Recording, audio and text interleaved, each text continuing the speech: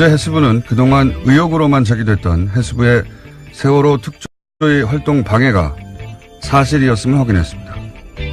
박근혜 정부의 해수부가 특조위 활동을 방해한 건 아예 조사가 시작되기도 전부터죠. 상임위원들이 임명장을 받은 건 2015년 3월 5일, 시행령이 공포된 것은 5월 11일. 그때서야 5월이 돼서야 정원과 조직 구성이 확정됐고 국무회의에서 예비비 의결한 것이 8월 4일. 그렇게 사무처가 구성된 게 8월 4일입니다. 게다가 특별법이 정한 정원 120명을 구성할 수 있게 된 것은 11월 11일. 그런데 해수부는 특조위 활동 시작을 그해 1월 1일로 기산했죠. 사람도 없고 돈도 없고 사무실도 없는데 무슨 수로 조사를 합니까?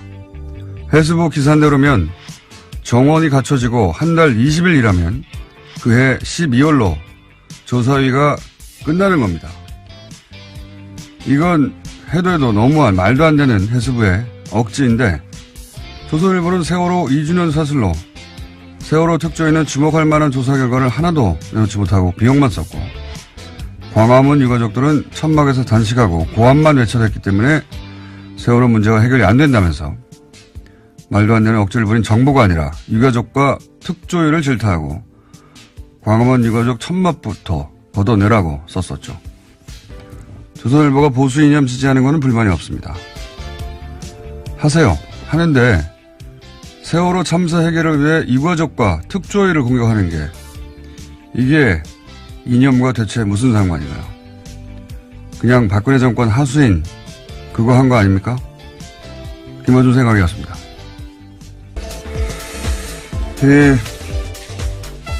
해수부가 방해한 게 이제 사실로 밝혀졌어요. 예. 네, 어제 해수부가 공식적으로 발표를 한 건데요. 감사관실의 자체 조사다라고 합니다.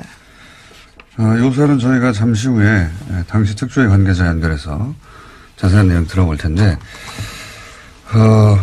중요한 건 이게 해수부 자체 판단으로 할 수 있는 일이 아니라는 겁니다. 이게. 예, 당시 박근혜 정부 때 말씀하시는 거죠? 그렇죠. 여기 이제 어제 조사 결과로 나온 것도 아예 문건을 만들어서 예. 그렇죠. 대응 문건이 있었습니다. 문건 보면은 여당 추천 위원 전원이 사퇴 또는 뭐 성명 기자회견 이런 내용이 문건으로 있는데 이 문건이 나왔던 당시에는 해수부가 부인했죠. 자기들이 만든 거 아니라고. 근데 해수부가 어떻게 여당 추천 의원 전원 사퇴를 자기들 마음대로 결정합니까? 예. 그리고 이건 장관도 결정한 게 아니라고 봐요. 박근혜 정부 시절에 장관이 무슨 님이냐요? 예. 박근혜 대통령이 최순실이 써준 거 읽으면 그거 받아쓰기 했어요. 장관들은. 저는 이건 애초부터 청와대 지시고 그 지시에 맞춰서 이런 초안을 만들어서 청와대에 보냈다. 청와대에 보낼 때까지 나왔잖아요. 초안을. 이거는 청와대의 지시 사항이라고 저는 강력히 추정하는 바이고. 네, 지난 여름에 나왔던 캐비닛 문건에도 그러한 내용들이 있는데요. 비서실장 주재의 수석비서관 회의 정리 문건이 있었습니다. 여기 보면 세월호 특조위 무력화시켜라. 라는 지시가 있고요. 또 언론과 협조해서 일탈 행위 등을 부각시켜서 세월호 특조위 자체를 무력화라라는 주문이 있다라고 합니다. 그러니까 청와대 지시했고 청와대가 지시하니까 지금 특별법으로 만든 조사위인데 그냥 일개 부처가 아예 와해시키려고 한 거 아닙니까? 그리고 그 초안을 만들어서 청와대에 보냈고 청와대 지시 없이는 뭐 불가능한 일이었다고 보고 예. 그리고 실제로 그대로 진행이 됐죠. 예. 어떻게 진행되는지는 저희가 잠시 후 인터뷰를 하겠고 그리고 또 오늘 추가적으로 밝혀진 건 그렇게 방해의 핵심 역할을 했던 사람들이 지금 현재 고위 공무원들이 해외에 나가 있다는 거 아닙니까 지금? 네, 해외 나가거나 해외 나갈 걸 앞두고 있다라고 오늘 아침 경향신문이 보도했는데요. 세월호 선체 인양 과정의 현장 실무자였다라는 해수부 고위 공무원이 해외 근무를 위해서 면접을 앞두고 있다라고 합니다. 뿐만 아니라 다른 공무원 같은 경우에는 당시 참사 당시에 상황 보고 총괄 책임자였는데 이미 외국에 있다라고 합니다. 그러니까 세월호 2기가 출범하더라도요. 특조위 2기가요. 정작 중요한 조사 대상자들이 다 외국에 있어서 조사가 쉽지 않다라는 겁니다. 외국에 가면 되죠. 특조위가. 네, 국제기구 파견 공무원 같은 경우에 소속된 국제기구가 허가해줘야지만 귀국이 가능하다라고 합니다. 아니 뭐 귀국을 시킵니까? 가서 조사하면 되죠. 네. 이렇게 해서 비하면 글로벌 특조위로 거듭나는. 예, 이 조사를 피하려고 하는 거니까 명백히 예. 교사의 차질을 빈다고 미리 말할 필요 없어요. 예, 심지어 참사 책임자였던 당사자 같은 경우에는요, 감사원 감사에서도 한국 성급에서 돈 받았다는 사실이 드러나서 정직 3개월 중징계 받은 바가 있는데도요, 징계일로부터 1년 6개월이 지났다라는 이유로 해외 파견했다라고 합니다. 이제 다 빼돌리는 거죠. 예. 좀 당연한 이야기인데, 이기 특조위가 좀 더 강력해졌으니까 필요하면 뭐 해외 출장을 단체로 가서라도 꼭 조사를 해야 된다고 봅니다. 예. 그냥 이미 사실로 밝혀졌는데 어떻게 그냥 넘어갑니까? 자, 다음 수는요? 네, 김태호 전 청와대 대외전략기획관이 구속을 피했습니다. 김 전 기획관은 이명박 정부의 군 댓글부대 관련 혐의를 받고요. 어제 영장실질심사를 받았습니다. 서울중앙지법 강부영 영장전담판사가 밝힌 바에 따르면요. 객관적 증거 자료가 대체로 수집됐고 주요 혐의 사실에 대한 피의자의 역할 및 관여 정도에 대해서는 다툴 여지가 있다라고 밝혔는데요. 관련된 공범들의 수사 및 재판 진행 상황, 피의자의 주거 및 가족관계 등을 종합하면 구속할 사유와 필요성, 상당성을 인정하기 어렵다라는 겁니다. 계속 보던 문구인데 구체적인 내용은 저희가 또 영장 해설 전담판사가 대기하고 있기 때문에 이게 뭐 그 김관진 석방 때부터 쭉 이어지는 흐름이죠. 이명박 전 대통령 관련해서 김관진, 임관빈, 김태호까지 사실은 한 단계만 넘어가면 이명박 전 대통령한테 네, 그렇죠. 건너가기 직전에 피의자들인데 이건 군이 대선에 개입한 사건이거든요. 네, 심지어 실무 책임자 같은 경우에 2심까지 징역형이 나왔습니다. 이태하 심리전단장이라고요. 실무 책임자들은 이미 범죄 사실이 인정됐는데 법원에서 그렇죠. 그 예. 지시한 사람들이 다 풀려나는 거예요. 그리고 이 김태호 전 기획관 같은 경우에는 소년 책사로 불렸거든요. 왜 소년 책사로 불렸냐면 2년이 오래됩니다. 서울시장 시절, 그 시절 굉장히 젊었을 때부터 최측근이었거든요. 그러니까 이 사이버 사령부가 대선에 개입한 사건, 그 관련 회의의 주재자였어요. 네, 관련 문건도 나왔습니다. 네, 그 주제를 하고 바로 대통령한테 보고하는 사람이었는데 딱 여기서 끄는 거죠. 그리고 이제 밸런싱이라고 제가 계속 표현해 왔는데 전병헌 전 수석이 사실은 이게 뭐 당사자는 기분이 나쁘겠으면 논평을 하는 입장에서는 MB가 살렸다고 계속 제가 주장했는데 또다시 영장이 기각됐고 요 사안 묶어서 저희가 잠시 민의로 다뤄보겠습니다. 다음 뉴스는 뭡니까? 네, 관련해서 국정원 이야기들을 또 안 할 수가 없는데요. 2013년 국가정보원이 박근혜 전 대통령에게 최동욱 당시 검찰총장의 문제점을 지적했다라는 보도가 있습니다. 그러면서 보고서에 이런 내용이 쓰여 있는데요. 외부의 힘에 의한 특단의 조치가 필요하다라는 겁니다. 당시는 국정원이 댓글 사건으로 검찰의 수사를 받고 있었는데요. 이후에 최 전 총장은 혼외자 의혹이 불거지면서 불명예 사퇴했습니다. 이건 뭐 모두가 그렇게 생각하지만 물증을 잡지 못하는 최동욱 전 총장을 찍어낸 게 결국은 국정원 발 아닌가 생각해 왔는데 그 근거가 하나 나온 거죠. 그러니까 이게 국정원은 당시 이제 범죄 피의자였단 말이죠. 예. 네, 그렇죠. 수사를 받는 대상자였습니다. 강도가 수사관을 날린 거죠. 예. 나 저 사람한테 수사받기 싫어. 그랬더니 그 감독 기관인 청와대가 오케이 날려줄게 하고 날린 거죠, 이게. 예. 네, 외부의 힘에 의한 특단의 조치가 필요하다라는 문구가 특히 눈에 띄는데요. 당시 이후에는 최 전 총장이 언론 보도를 통해 가지고 굉장히 곤혹스러운 상황을 겪었거든요. 여기 이제 외부의 힘은 조선일보라고 바라볼 수도 있고, 예. 그리고 특단의 조치는 이 소위 혼외자 사건일 수도 있고, 여하간 이렇게 보고를 하고 강도가 수사관을 날려주세요 하니까 청와대가 오케이 하고 날려주는 이게 같이 범죄 집단이죠. 강도가 날려달라고 하니까 날려주는 게 조폭 집단이고. 네, 그래서 이와 같은 혐의들이 추가돼서 남재준 전 원장의 공소장에 쓰여 있다라고 합니다. 청와대가 범죄 집단이었던 거예요, 같이. 예. 자, 다음 순요. 네, 어제 최순실 씨의 해외재산 관리인으로 의심받는 데이비드 윤 관련된 소식 전해드렸었는데요. 데이비드 윤이 부동산 개발업자에게 청탁을 대가로 뒷돈을 받은 혐의로 인터폴에 적색 수배됐다라는 내용이었습니다. 관련해서 검찰이 주요 단서를 파악했다고 TV조선이 보도했는데요. 최순실 씨를 거쳐서 박근혜 전 대통령에게 청탁이 전달됐고 실제로 국토부에 지시사항이 내려갔다라는 겁니다. 특히 그 근거는 안종범 업무수첩인데요. 여기에 보면 담당 공무원들의 이름과 국토부 확인, 점검 같은 메모가 있고요. 또 지난해 7월에는 덮자라는 메모가 있다고 합니다. 어제는 데이비드 윤이 자체 로비를 한 것인가, 이름을 판 것인가 정도였는데, 이제 한번 더 들어가서 이게 실제로 국토부 지시가 이루어졌다고 하니까 우리가 익숙했던 그 패턴, 최순실이 얘기하고 최순실이 말하면 박근혜 대통령이 지시하고 그것이 안정범 수석에 의해서 실제 실행이 되고 수첩에 등장하고 정범실록에. 예, 그 패턴 그대로인데 완전히 새로운 내용이네 이거는. 근데 데이비드 윤이라는 인물, 최순실의 해외 도피재산 관리자가 아니냐 하는 의혹을 받던 이분이 실제로 국내에 들어와서도 기획부동산에 참여해서 이거 하고 나서 50억을 약속받았다는 거 아닙니까? 네, 성공보수로 50억 원 받기로 했다라는 건데요. 이러한 부탁을 받고 난 뒤 한 달 뒤에 최순실 씨가 데이비드 윤한테 문자 보냈다라고 합니다. 부탁한 건 지금 검토 중이다라고요. 그러니까요. 요거 아주 큰 건이네요. 뭐랄까요. 기획부동산 정부였다. 예. 부끄러움이 없으니까요. 예. 뭐 이권 청탁이 들어오면 대통령 입을 통해서 그대로 수석을 통해서 공무원한테 지시되는 그 패턴이 다시 한번 구체적으로 확인된 거네요. 예. 요거 혐의 추가되면 또 형량이 늘어나겠습니다. 예, 아무래도 그런 상황인데요. 예, 검찰이 계속 주시하고 있습니다. 자, 2분밖에 안 남았기 때문에 빨리빨리. 왜냐하면은 저희 전담 판사가 지금 기다리고 있거든요. 네. 네, 서울대병원 노조가 서창석 병원장을 최순실 게이트와 연루된 의료 적폐로 지목하면서요, 사퇴를 요구하고 있습니다. 또 무기한 파업에 들어갔는데요, 비정규직의 정규직 전환도 요구하고 있습니다. 서 원장 같은 경우에는 박근혜 전 대통령 주치 이로써요, 비선 의료진을 묵인했다라는 의혹을 받고 있습니다. 묵인 정도가 아니라 뭐 굉장히 많이 등장하죠, 사실은. 이분이 아직도 병원장이었군요. 예. 무기한 파업 서울대 병원 입장에서는 당연한 것 같고요. 자, 다음 뉴스는요. 네, 자유한국당 신임 원내대표로 뉴스공장 게스트인 김성태 의원이 선출됐습니다.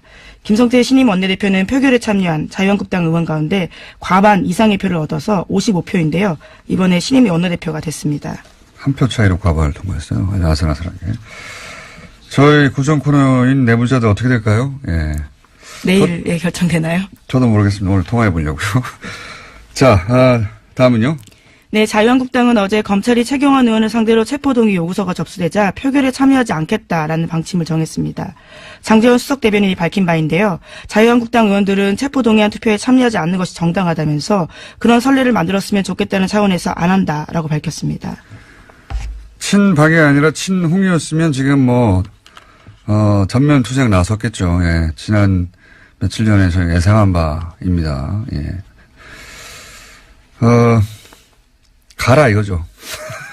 이것은 체포동의안이 통과되라는 겁니다. 예. 이 표결에 참여하는 정당, 정의당, 바른정당, 예. 그리고 여당, 국민의당도 예. 통과시킬 대상자니까요. 예. 예, 물론 이렇게 설명하고 있습니다. 의원 개인들이 적극적으로 설명하고 극복해 나가길 바란다는 마음이다. 라고요. 너 혼자 해보라는 거 아니죠. 예. 너 혼자 잘 해보고 가라 이런 얘기입니다. 다음 뉴스는요. 네, 국민의당과 바른정당 부산시당이 내년 6월 지방선거 때 후보 단일화를 추진하기로 했습니다. 두 당의 부산시당은요, 그제 부산시 의회에서 기자회견을 열고 정책 선거연대 협의체 구성 공동 합의문을 발표했습니다. 그리고 내일 부산시 의회에서 안철수 유승민 대표와 의원들이 세미나를 열기도 합니다. 첫 사례네요. 예, 선거연대 한다고 계속 얘기해봤는데, 근데 관련해서 리얼미터가 실시한 부산시장 적합도 여론조사 결과가 재밌습니다. 네. 1, 2, 3위는 이제 친여 성향의, 지금 현재 친여당 성향의 인물들이고, 쭉 보다 보니까 꼴찌에 국민의당 안철수 대표가 있어요. 이거 네, 하위권이라고 할 수 있는데요. 이게 꼴찌예요, 꼴찌. 생각해보면. 왜냐하면, 수치를 제가 말씀드릴 수는 없는데, 바른정당의 모 의원과, 예? 제가 자세한 수치를 말씀드릴 수 없어서 그냥 수치를 빼고 말씀드리면 0.1% 차이거든요, 지금. 부산 출신인데. 자, 어쨌든 처음으로 국민의당과 바른정당 후보 단일화 추진하기로 했다 해서 관련 여론조사도 지금 언론에 등장하고 있다. 네. 오늘 여기까지 해야 될 것 같습니다. 시간이 부족하네요. 네, 그러시죠. 네, 하나 더 있는데요. 정부의 강정마을 구상권 소송 철회가 있었다라는 소식 짧게 전해드리겠습니다. 보수정당이 이제 전선을 형성하려고 할 뉴스겠네요. 네, 예. 문재인 대통령 공약이기도 했습니다. 이게 당시에 주민들에게 아무런 동의도 받지 않고 예, 추진했던 것이고 그래서 주민들이 나섰더니 전문 시위꾼들이 합류했다면서 네, 그런 식으로 보도했었죠. 주민들한테 동네 주민들은 34억 내놓으라는 거거든요. 이건 그냥 박근혜 정부 시절에 박근혜 정부가 하는 일에 시비 걸면은 끝장 본때를 보여주겠다. 패가 망신하게 만들겠다는 소송이었죠. 당연히 철회해야 되는 건데. 요걸 이제 그 전선으로 만들어 보려고 보수 매체는 나설 거라고 봅니다. 자, 여기까지 하겠습니다. 시사인의 김은지였습니다. 감사합니다. 바로 이어서군요. 예. 법무부인 동안의 사무장, 뉴스공장의 영장 전문 해설 전직 판사. 이정열 전 부산판사 연결됐습니다. 안녕하십니까? 네, 안녕하십니까? 네. 뭐 예상하셨겠지만, 네. 자, 그동안 도어 반복을 쭉 해왔기 때문에 흐름의 관점에서 한번 짚어주십시오. 예. 예, 그러니까 뭐 흐름에서 공장장님 말씀하신 대로 충분히 예상이 됐었는데요. 네. 그 검찰이 보고 있는 그 구조가 영장 청구서들을 쭉 보면 그런 것 같더라고요. 지금 이제 이 군이 그 정치에 관여를 하는데 댓글을 통해서 지시한 총책임자는 이명박 전 대통령. 예. 그다음에 이제 군이 관여를 하니까 실행을 담당하는 쪽이 군인데 그 군 쪽에서 실행 부분의 총책임자는 김관진 전 국방장관. 네. 그런데 지금 이제 오늘 그 영장 청구 기각된 김태효 전 전략기획비서관은 이 청와대하고, 그러니까 이명박 전 대통령과 김관진 전 장관을 연결하는 고리죠. 그렇죠. 그런데 총책임자가 지금 적부심에서 나왔어요. 예. 그러면 연결고리 정도밖에 안 되는 사람을 구속하는 건 형평이 안 맞잖아요. 예. 예, 그러니까 그 김관진 전 장관이 석방될 때 이분도 뭐 당연히 안 들어가지 않겠느냐라는 그런 생각이 들었고, 그래서 이건 결국은 근원을 따져보면 김관진 전 장관 석방을 시켜놓은 그 무리수가 이게 유발하는 악영향이 아니냐. 네. 그렇게 저는 생각이 드네요. 저희가 보기엔 무리수 거기서 보면 승부수였던 것 같아요. 예. 그렇죠. 예. 예, 이게 네. 이렇게 뭐 말들이 많고 예, 논란이 있고 뭐 비난 여론이 있더라도 이렇게 한번 석방해 놓으면 나머지가 편하다. 쭉쭉쭉 그렇죠. 다 연결해서 기각해 버리면 되니까 그 관점에서 기각이 된 것으로 보이고요. 왜냐하면 지금까지 쭉 지적해 왔던 이렇게 기각한다는 게 말이 되느냐 하는 부분들이 다 들어가 있거든요. 그렇습니다. 뭐 증거가 다 모였다. 이거 말이 되냐 증거가 다 모였다고 푸는 게부터 시작해서 저희가 예. 쭉 예. 다뤄왔던 뭐 거주가 뭐 어쩌고 하는 것도 예. 네네. 이재용 예. 부회장은 뭐 거주가 없습니까? 하여튼 그런 사유들이 총 다 들어갔지만 예, 전체 네. 흐름에서 보자면 김관진 석방 이래로 예상되었던 네. 그러면 네. 그 전병헌 전 정무수석 같은 경우도 네. 도장에 찍혔다가 화이트로 지운 흔적이 나올 만큼 예. 애초에는 구속하려고 했던 것 같은데 이 예. 김관진 석방 이후로 형평이 안 맞는 거 아니냐라는 이야기가 나오니까 밸런싱 차원에서 기각된 거 아니냐 이렇게 저희가 얘기해 왔는데 이번에도 같은 날 또 기각됐어요. 요거까지 묶어서 설명하면 어떻습니까? 화이트 부분은 사실 그거는 약간 좀 전 생각이 다른데 저도 영장 할 때 그런 일이 좀 있었거든요. 왕왕 있는 실수예요. 근데 저는 그 차원에서 볼 수도 있는데 예, 근데 예. 그건 뭐 예. 너무 중요한 사람이었고 모두의 관심 대상이었기 때문에 예.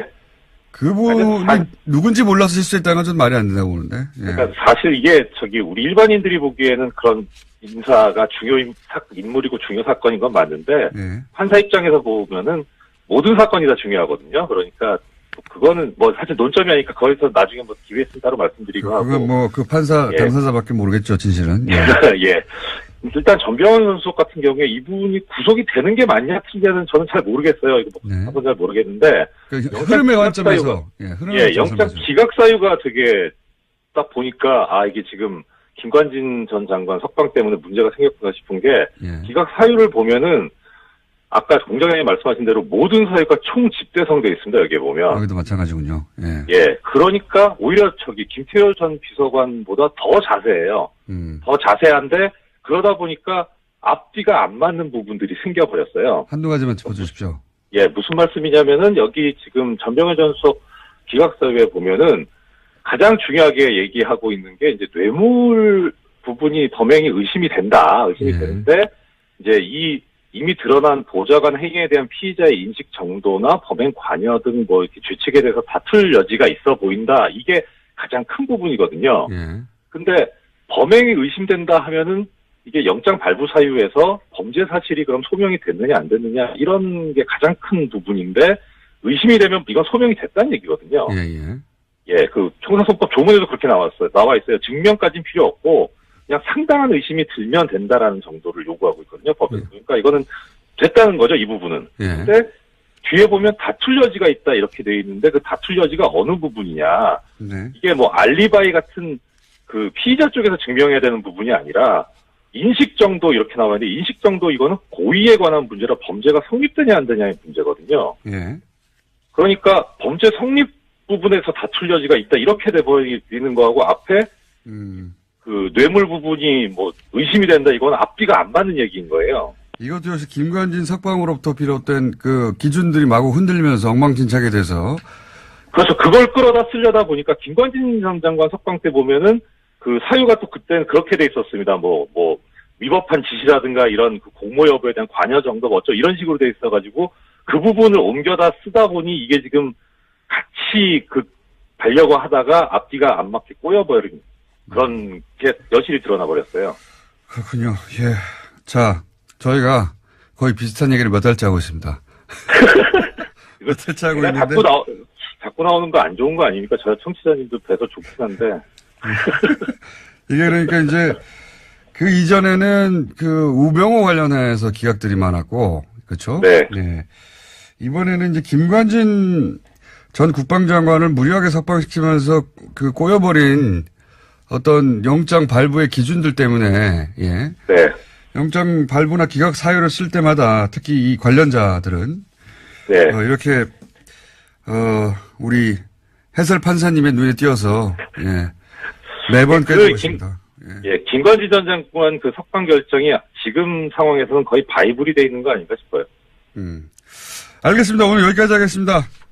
네, 고맙습니다. 네, 지금까지 법무부인 동안의 사무장 이정렬 전 부장판사였습니다. 박근혜 정부 시절 해수부가 세월호 특조위 활동을 방해했다는 의혹 사실로 밝혀졌습니다. 세월호 특조위 박종훈 전 상임위원 전화로 연결해 보겠습니다. 안녕하세요. 예, 안녕하세요. 박종훈 변호사입니다. 네, 변호사님 이제 이게 굉장히 여러 차례 제기했던 의혹들이 이제 사실로 밝혀졌는데요. 네네. 근데 문건 얘기를 좀 해보자면, 네. 그 박근혜, 소위 7시간 조사를 막으려고 당시 문건을 보면 여당 추천 전원 사퇴, 성명 발표 특조위 비판하는 또는 네네. 이런 문건의 내용들이 있습니다. 이게 실제 현장에서, 실행이 됐습니까? 네, 맞습니다.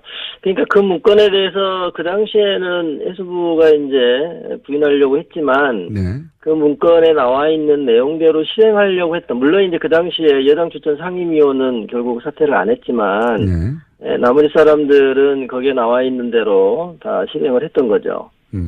문건이 문건으로 끝난 게 아니라 이게 이제 청와대에 보고됐다고 하는데 이 문건이. 네네. 문건은 그 문건 내용이 문구로만 존재하는 게 아니라 현장에서 다 실행이 됐다는 거죠. 그죠? 직접 겪으셨고. 그렇습니다. 예.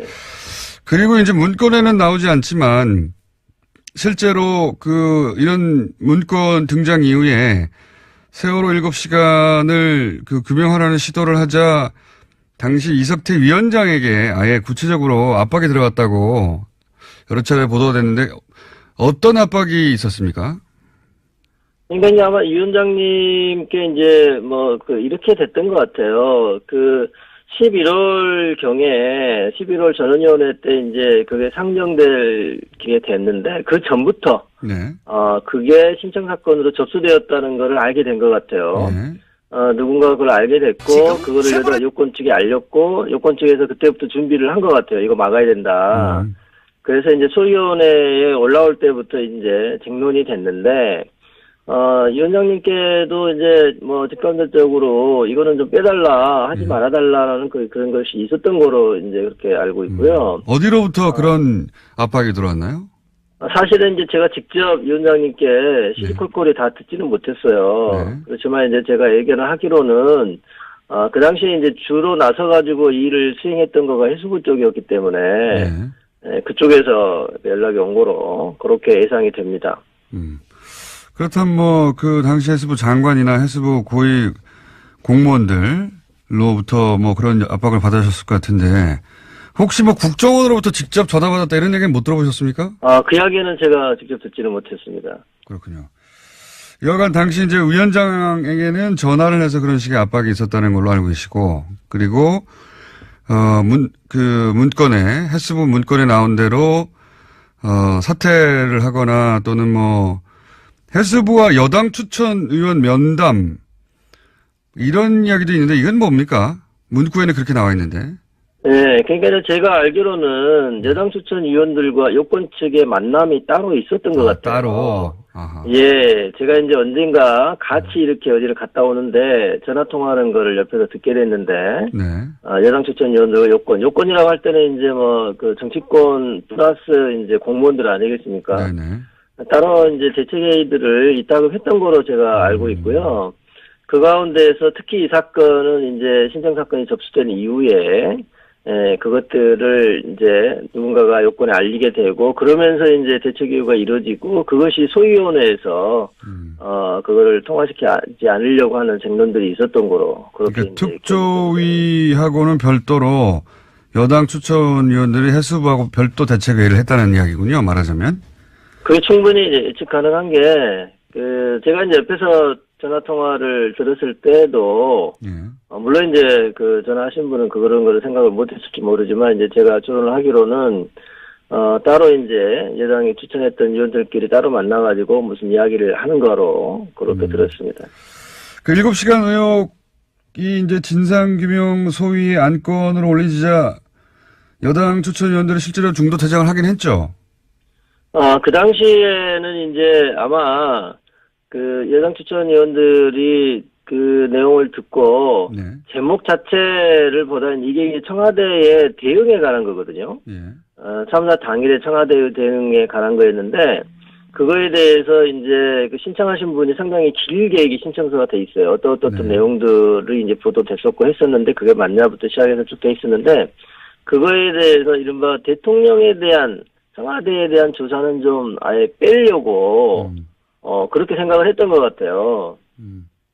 그래서 그러다 보니까 이제 소위원회에서 다툼이 있었던 거죠. 소위원회 당시에도 이제 그때 불참한 사람도 있었고, 네. 그거에 대해서 정확하게 반대 의견을 제시하고, 이건 안 된다고 했던 사람도 있고요, 예. 네. 그리고 왜냐면 제가 궁금한 건 문구대로 진행이 됐나 싶어서 그러는 건데, 중도 퇴장도 있긴 있었습니까?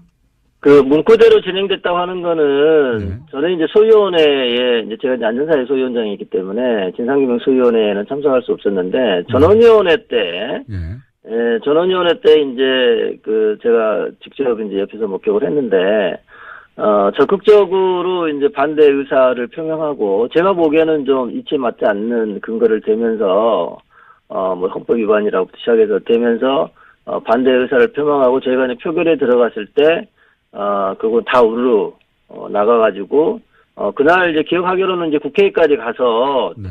이렇게 기자회견도 하고, 그렇구나. 그랬던 거로 기억이 나고요. 그리고 물론 이제 그 이후로, 그분들이 이제 그 상임위원 빼고는, 여당 추천 상임위원 빼고는 실제로, 그 특조위 회의에 나오지도 않고 그랬던 거거든요. 거의 문구대로 이루어진 셈이네요. 중간에 사퇴하고 네네. 기자회견을 그때 5명인가 했었죠, 아마. 예. 네네, 그렇게 기억합니다. 예. 네. 문건대로 기자회견도 이루어졌고, 그리고 실제 별도로 해수부하고 여당 쪽 추천위원들하고 대책회의를 하는 일도 있었던 그런 것 같아요. 정황을 이제 예상이 되고요. 예. 그러니까 이제 그 이루어지지 않은 거는 여당 추천 상임위원이 함께 사퇴하지 않은 거. 예, 그 정도만 좀 달랐던 것 같고요. 나머지는 거의 그대로 이루어진 거 아닌가 싶습니다.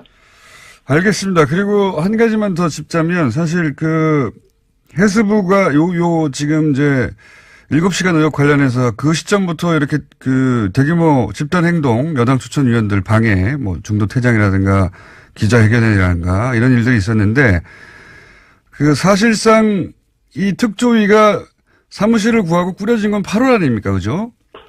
예, 8월 달이 이제 중요한 이유가 그 전에는 그 공식적으로는 상임위원들밖에 없었다는 거거든요. 그러니까요. 그래서 나머지 뭐 이제 민간의 전문위원 몇 사람들이 이제 좀 도와주고 있었던 건데 이른바 이제 하부 조직이 없었던 상황이었어요. 네. 그러다가 8월 4일 날이 중요한 거가 이제 계속적으로 뭐 예산도 깡도 없었던 상황이었는데 그때 그 전에 직전에 저희가 이제 공무원을 채용을 했거든요. 결정직 공무원을.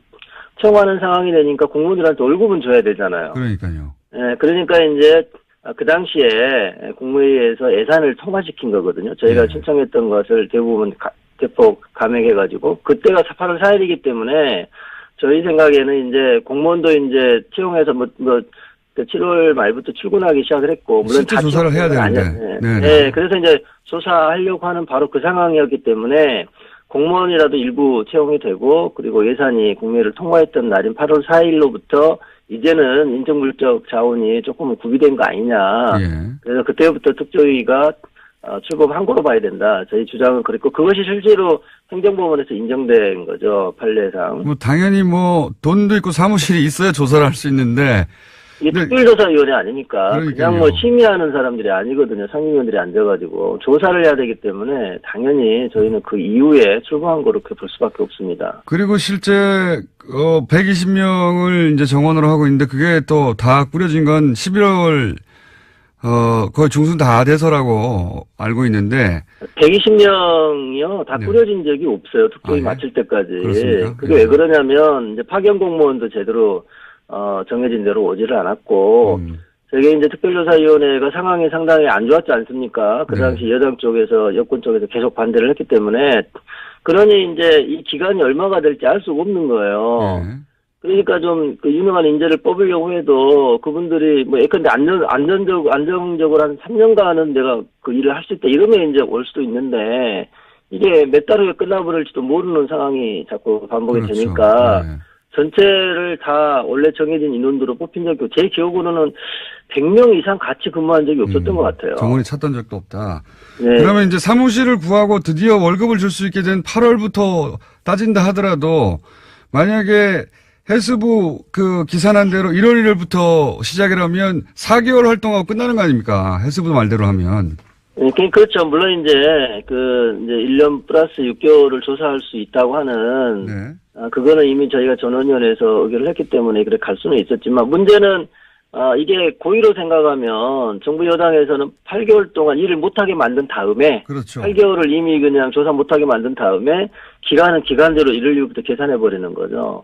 이거는 정말 대단히 악의적인 거라고 볼 수밖에 없어요. 말도 안 되는 거라고 보는데 사무실이 없는데 아무도 없는데 어떻게 조사를 합니까? 어쨌든 그게 다 의도적이었다는 게 이제 처음으로 밝혀졌는데 이게 이제 검찰로 넘어가면 더 많은 사실들이 밝혀지겠죠. 이거는 해수부 내에서 사실은 수사권 없는 상태에서 조사한 거니까요. 네네. 네, 마지막으로 한 가지만 더 여쭤보자면 이 모든 게 그냥 해수부 차원에서 이루어진 일을 보십니까? 그 일을 직접 겪으신 분으로서? 아니, 저는 절대 그렇지 않다고 봅니다. 이게 이제 저는 대한변협 세월호 특위 시절에도 이제 특별법 만드는 운동을 했지 않습니까? 네. 그 당시도 지켜보면 이른바 이제 청와대 라인이라는 게 있었다는 게 명확하게 구별이 돼요. 여당 그 국회의원들 가운데서도. 그러니까 네. 뭐 여당 대표나 원내대표가 이게 주로 하는 게 아니라 제 기억으로는 이제 김재원 그 당시 원내수석 부대표가 네. 주로 했던 거로 기억이 되고요. 특히 2015년 1월 달에 김재원 의원이 그 당시에 이제 그 세월호 특조위를 세금 도둑이라고는 프레임으로 몰고 갔거든요. 그렇죠. 세금 도둑이라고 했죠. 그 이후부터 이제 모든 게 꼬이기 시작한 거예요. 그 전만 해도 파견 공무원들이 그렇게까지 뭐 방해하거나 그거보다는 빨리 설립하게 해주고 자기네는 이제 빠지려고 했던 건데 그 말이 나온 다음부터는 이제 협조가 안 되고 심지어 여당 추천 상임위원이 공무원들 다 그냥 언대복귀 시켜버리는 상황까지 가게 되고 그래서 직원도 없고 그냥 임시공간만 덩그러니 있는 상황에서 상임원 안전이 있는 그런 상황까지 갔던 거거든요. 그것이 어떻게 해수부 단독으로는 될 수가 없는 거죠. 그러니까 충분히 청와대 라인하고 교감한 다음에 그런 일이 이루어질 거로 저는 이해하고 있습니다. 알겠습니다. 오늘 여기까지 하고요. 검찰 조사 또 시작되면 그때 또 한번 모시겠습니다. 감사합니다. 네, 감사합니다. 네, 지금까지 세월호 특조위 박종훈 전 상임위원이었습니다.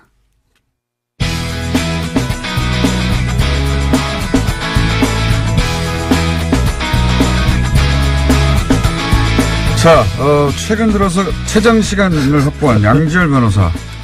보통 두 자릿수가 안 나오는데 오늘 10분 가까이 나오니. 네, 법대로 합시다. 큰일 났네. 법대로 합시다를 맡고 있는 양지열 변호사입니다. 네, 3분 이내로 네, 끝내야 되는데. 그러게 말입니다. 2개 정도 해야 되겠네요. 이렇게 되면. 주제 2개 들고 왔어요, 그래서. 할 말씀 없으실까봐. 자, 네. 우선 장시호 씨. 네. 예. 항소를 했는데 검찰은 항소를 안 했어요. 원래 이제 불이익 변경 금지 원칙이라 그래서 불이익 변경 금지 원칙. 예. 1심에서 재판을 2년 6개월을 받았으면 예. 피고인이 항소를 하면은 최소한 항소심에서 아무리 올라가진 않는다. 그러니까 깎아줄 수 있어도 더 늘어나지 않는다는데 그거를 예외로 두는 게 검찰도 같이 항소를 하면 검찰도 항소를 했기 때문에 2년 6개월보다 올라갈 수가 있거든요. 그게 보통 상례예요. 그런데 이번에 이게 이제 검찰이 안 해버렸죠. 이게 무슨 말인지 잘 모르실 것 같은데 원래 이제 약식 명령 같은 거 있잖아요. 좀 가벼운 거. 그렇죠. 예. 벌금으로 그냥 끝낼 수 있는. 예. 근데 거기 보면은 뭐 정식 재판 청구할 때 항상 나오거든요. 근데 정식 재판을 청구해서 이제 피의자 권리를 보호받고 싶어도 혹시 이거 벌금 20만 원이었는데 정식 재판하면 50만 원 되는 거 아니야? 이런 두려움 때문에 정식 재판을 청구를 포기할까봐 그 피의자 권리 보호 차원에서 재판을 해도 더 올라가진 않는다. 더 올라가지 않는다. 네. 더 올려치지는 않는다. 이게 불이익 변경 금지라고 하는. 그래서 저는 이제 약식명도 받아보셨나 봐요. 저희 준 법조인 생활을 한 10년 가까이 하다 보니까 웬만한 잡지식은 다 갖고 있습니다. 근데 그래서 1심보다 조건이 근데 검찰이 항소를 포기. 그렇죠. 예. 해야 되거든요. 보통은 잘 안 하죠, 그렇게. 포기 안 하죠. 검찰도 기본 자존심이 있는데. 근데 아마 검찰에서는 최소한 1년 6개월 했다가 2년 6개월 나왔고 검찰로서 장시호 씨에게 해줄 수 있는 최대한의 배려인 거죠, 법적으로 가능한. 그러니까 검찰은 항소를 포기했고 그러니까 검찰 요 1심보다는 더 높은 형량은 나올 수가 없죠. 나올 수 없게 만들어준 배려예요, 기본적으로. 그리고 아마도 이제 조심스럽긴 하지만 항소심 같은 경우에 좀 잘 뭐 법정에서 다투기도 하고 항소심 법원이 조금 더 봐주면 한 6개월 정도 빠질 수가 있거든요. 그럼 2년이 되고 그러면 지금 법정 구속이 됐기 때문에 예. 이미 6개월 구속에 법정 구속 한 2, 3개월 더하면 1년 가까이 되니까. 1년 가까이 되고 2년에 한 3분의 1 이상을 채우거든요. 그러면 이제 집행유예로 풀어줄 가능성이 조금 더 높아졌다고 볼 수 있습니다. 그 가능성을 검찰에 열어준 거예요. 그렇죠. 검찰 입장에서는 뭐가 어떻게 됐든 미안하단 말이에요. 예, 검찰 입장에서는. 그러니까 법원에 대해서도 좀 얘기를 한 거죠. 우리도 이렇게까지 하는데 좀 봐주십시오라는 얘기를 조심스럽게 했다라고 봐요. 검찰이 이런 사건에 항소를 포기하는 건 굉장히 이례적인데. 그렇죠. 뜻을 표현한 겁니다. 이거 너무한 거 아니에요? 그래서 인지 장시호 씨도 처음 하는 얘기도 법정에서 또 했어요. 맞습니다. 깜짝 놀랐어요. 최순실이 지난해 10월에 독일에 간 이후에도 영재센터에 돈을 받아내려고 했었다. 세 번째 돈도 달라고. 이미 얘기가 다 돼 있었다. 근데 최순실 관련해서는 그렇게 새로운 사실을 내놓는데 EBS라든가. EBS 사장 인선도 있었다. 네. EBS 이제 돈도 없는 것인데 거기서 후원을 뭐 이틀 만에 따냈다든가 이런 거 말도 안 되죠. 국가 지원이 들어가는데 왜 돈이 없어요? 아니 제 말은 이런 후원을 EBS가 단독으로 한다든가 그런 사례를 찾아보시면 거의 없어요. 보통 1년 전에 결정이 되죠. 예산 결정은. 그러니까요. 그 전해 이 공조직은 전에 예산이 확정되고 나면 빼도 박도 못하는 경우가 많은데 EBS가 이렇게 단독으로 결정한다는 게 후원을 어린이 돕기 위해서 했답니다. 이틀 만에. 이틀 만에. 해보세요 한번. 급한 일이잖아요. 2년 전에 해도 안 돼요. 이틀 전에 했는데 바로 됐다는 거 아닙니까? 당일날인가 이틀 전인가? 네, 이틀 전에. 근데 이제 그런 의혹은 있었는데 이제 구체적으로 증언을 했습니다. 네. 네. 근데 삼성 관련해서 삼성에 불리한 증언은 사실 번복도 했어요.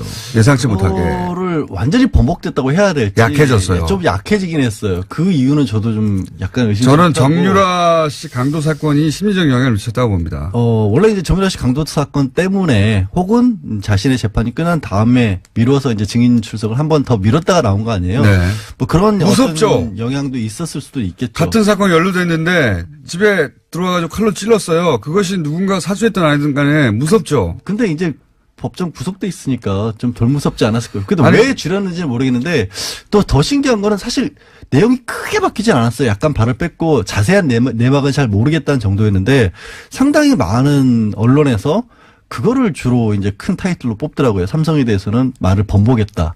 모른다. 모호해진 건 사실입니다. 근데 장시호 씨의 증언 내용보다는 언론이 그걸 더 크게 다루는 것 같아서 그게 조금 저는 뭐 이상하긴 그렇게 하거든요. 보여지도록 원할 수도 있어요. 삼성이 좋잖아요, 그러면. 아, 그런가요? 예. 자, 그럼 제가 한 얘기는 아닙니다.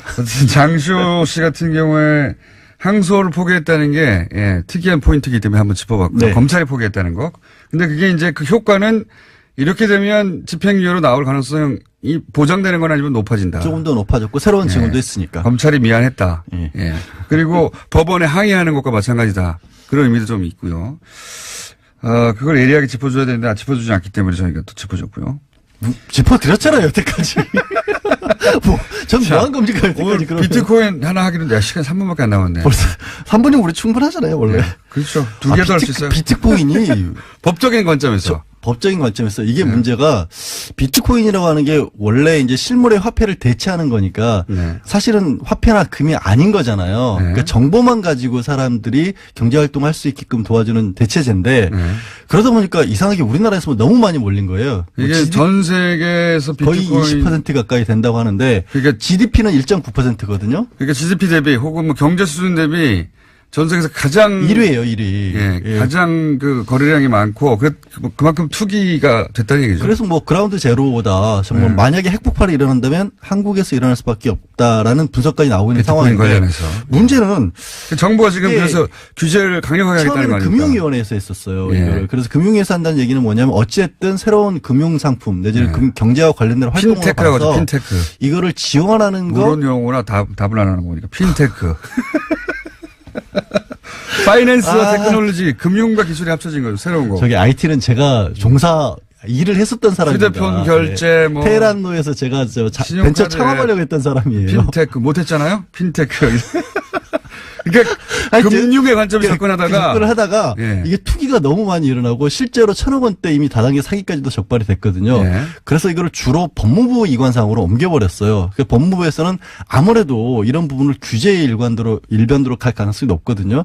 그래서 이거를 걱정하는 분들이 많은 게 사실은 저도 얘기를 하고 뭐 비트코인이 뭔지 대략적으로는 알지만 그런 세대가 아니잖아요. 네. 이제 이런 세상이 완전히 바뀌는 세상에 대비한 어떤 경제 그 하나의 흐름인데 이거를 과거의 기존의 틀에서 뭐 제어하는 것이 맞느냐라는 반론들이 굉장히 거세게 있고 저는 지금은 규제가 맞다고 보고요. 근데 어쩔 수 없는 것 같아요. 지금 왜냐하면 투자자에 대한 보호 장치가 없어요. 지금. 이게 투자가 아니니까 지금 예. 유사수신업으로만 겨우 투기니까. 50만 원이가 내고 나면 아무나 거래소 열 수가 있는 상황이기 때문에 초등학생들도 이게 편의점 가는 돈으로 한다고 하거든요. 투자를. 근데 이제 이거를 이제 비트코인이 뭔지 머리 잘 안 들어오실 것 같은데 이거는 일종의 플랫폼입니다. 이렇게 말하면 이해할 수 좀 더 쉽게 설명하면 그러니까 정보예요. 금 같은 게 없고 예를 들어서 김어준 공장장이 50개가 있다라면 정보만 있는 거지 실제 뭐가 현물이 오가는 게 아니거든요. 그 신문에 다 나온 얘기고요. 이거 그 똑같은 얘기하고 있잖아요. 개념을 잡으려면 뭐냐면 그 은행을 끼고 우리가 거래를 하잖아요. 그렇죠. 예. 이 플랫폼이라는 얘기는 은행을 끼지 않고 P2P라는 건 사람과 사람끼리 옛날에 바로 파일 다운받듯이. 요거 생각하시면 우버 있잖아요. 우버는 조금 더 익숙하니까. 우버가 택시 회사가 없는데 가운데 플랫폼에 하나 껴가지고 중개만 해주는 그렇죠. 거죠. 차가 남는 사람과 차를 필요한 사람 연결해 주는 거거든요. 그러니까 해외 어느 곳에 송금을 하더라도 수신료 같은 게 전혀 필요 없다라는 게 기본적인 접근 방법이 왜 어차피 정보만 왔다 갔다 하면 되니까. 그러니까 이런 게 나타났어요. 미국의 랜딩 클럽 같은 사례는 뭐냐면 돈이 필요한 사람이 있고 돈을 빌리라는 사람이 있습니다. 근데 이걸 중개만 해주는 거예요. 플랫폼, 은행이 아니라 플랫폼이에요, 이게 하나의. 그렇죠. 이걸 근데 자세히 설명하려면 지금부터 지금부터 한 30분 정도가 있어도 부족한 상황인데.